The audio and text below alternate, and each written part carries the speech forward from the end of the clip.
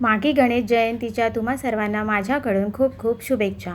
नमस्कार मंडळी, मी शुभा तुमचे सर्वांचे शुभाच किचनमध्ये स्वागत करते. आजची रेसिपी आहे उकडीचे मोदक.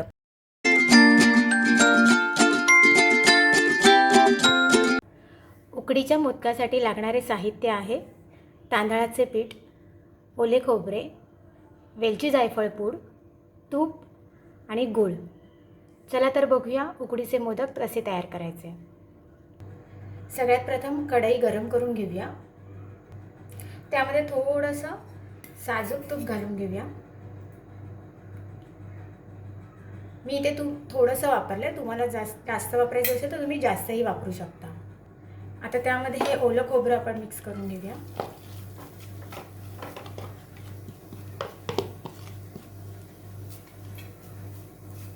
ओल्या खोबऱ्यानंतर आपण गूळ घालून घेऊया.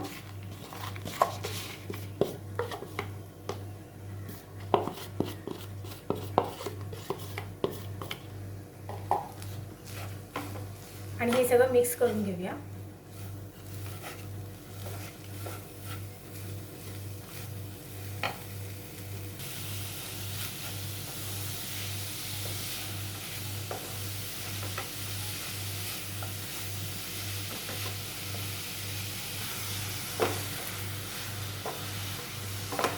यामध्ये तुम्हाला ड्रायफ्रूट्स घालायचे असेल तर तुम्ही तेही घालू शकता. मी आता इथे वापरले नाही आहे ड्रायफ्रूट्स, तुम्हाला घालायचे असेल तर घालू शकता. गूळ पूर्णपणे वितळेपर्यंत परतून घ्यायचे. चांगलं खरपूस असं परतून झालं पाहिजे ते.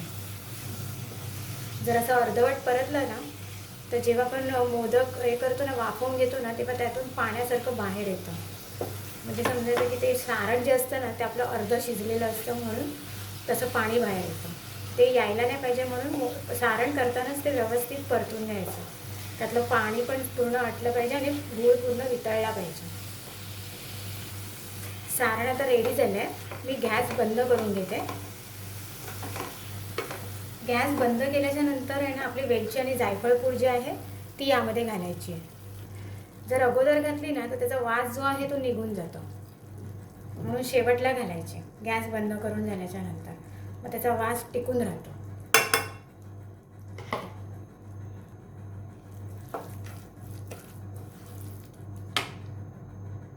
आता बघूया आपण तांदळाची उकड कशी काढायची. त्यासाठी मी हा टोप गरम करून घेते. त्यासाठी जेवढं आपलं तांदळाचं पीठ असेल ना त्या भांड्याचंच 1.5 पट पाणी आपल्याला घ्यायचं आहे.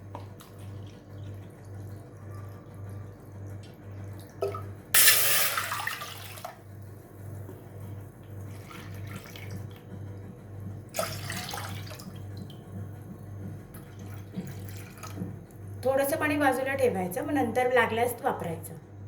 आता यामध्ये अर्धा चमचा मीठ घालायचं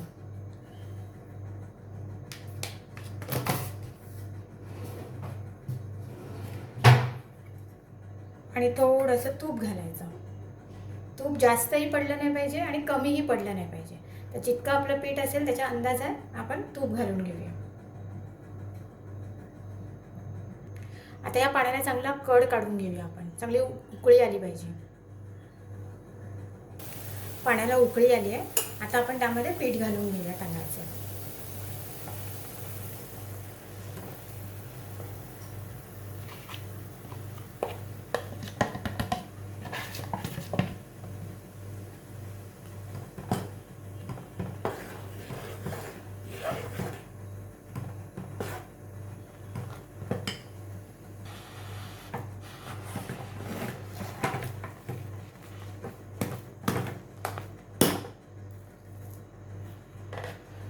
आता ह्या पिठाला छान वाफ काढून घेऊया. 1-2 मिनिटासाठी ठेवून देऊया झाकण मारून. 2 मिनिटं झालेत. आता आपण गॅस बंद करूया. आणि गॅस बंद करून सुद्धा 1 मिनिट झाकण असंच राहून दे आणि मग नंतर झाकण काढून आपण ते मळायला घ्यायचं आहे पीठ गरम गरम. आता हे सगळं पीठ जे आहे गरम गरम ते आपण परातमध्ये काढून घेऊया.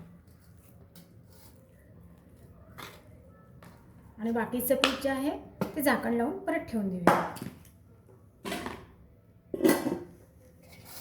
आणि हे असं गरम गरम पीठ मळून घ्यायचं.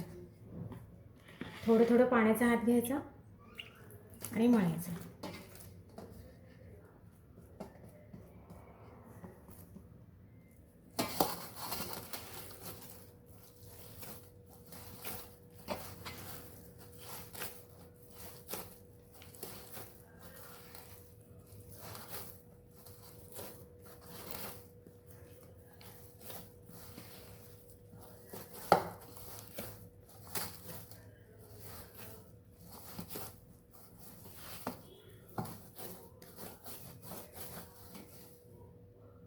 अशा पद्धतीने पीठ मळून घ्यायचं आहे.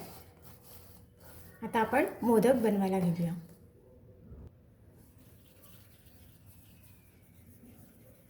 असं छानसा गोळा करून घ्यायचा. आणि पीठ आपलं चांगलं कसं वाफलं गेलं आहे ना, हे आपल्याला कसं कळणार माहिती, की त्या गोळ्याला बाजूला चिरा नाही गेले म्हणजे समजायचं की हे पीठ चांगल्या पद्धतीने वाफवलं गेलं आहे. ह्याला असं पिठाने हे करायचं. पिठाच्या मध्ये मध्ये हात घ्यायचा आणि करायचा. काही लोक याला तेल लावतात, काही पाण्याने करतात. तर पाणी आणि पिठापेक्षा आहे ना, पाणी आणि तेलापेक्षा आहे ना, पिठाने जे करतो ना आपण ते पटकन वळतात पण, म्हणजे फाटत नाहीत, काही नाही, पटापट त्याची पाळी बनते. आणि मध्ये मध्ये दाब नाही द्यायचा. ह्या चारी बोटाने बाजूला असं सरकवत जायचं आणि व्यवस्थित पारी बनवून घ्यायची. बघा, ठीक आहे. हे बघा, अशी आपली एक वाटी तयार होते. आता त्यामध्ये सारण घालून घेऊया. सारण घालताना ते जास्तही नाही घालायचं आणि कमीही नाही घालायचं. बेतशीर असं त्याच्यामध्ये घालायचं. हे बघा, ठीक आहे. या अशा पद्धतीने हा जो पहिला बोट असतो तो असा घालायचा आतमध्ये आणि मग असा शेप द्यायचा.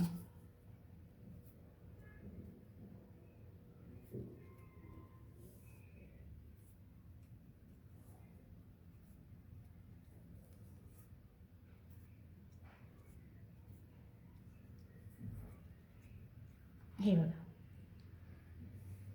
आता काय करायचं, ह्याने सगळ्या ह्या कळ्या ज्या आहेत त्या एकत्र करून असं गोल गोल गोल गोल गोल गोल फिरवायचं हळू अलगद हाताने आणि कळ्या एकत्र करून घ्यायच्या. हे बघा,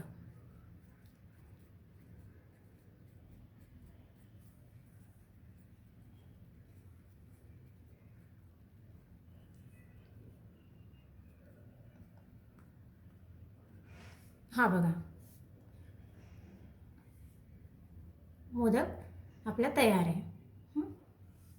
असेच आपण आता सगळे मोदक तयार करून घेऊया. हा बघा, किती छान दिसतो ना मोदक.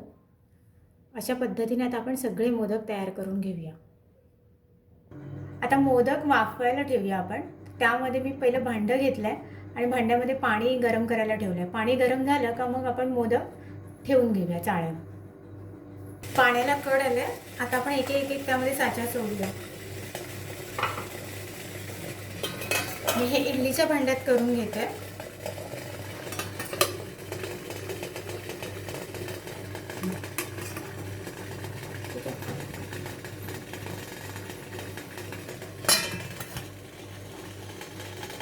आता झाकण लावून 15 मिनिटं ठेवून देऊया वाफवायला.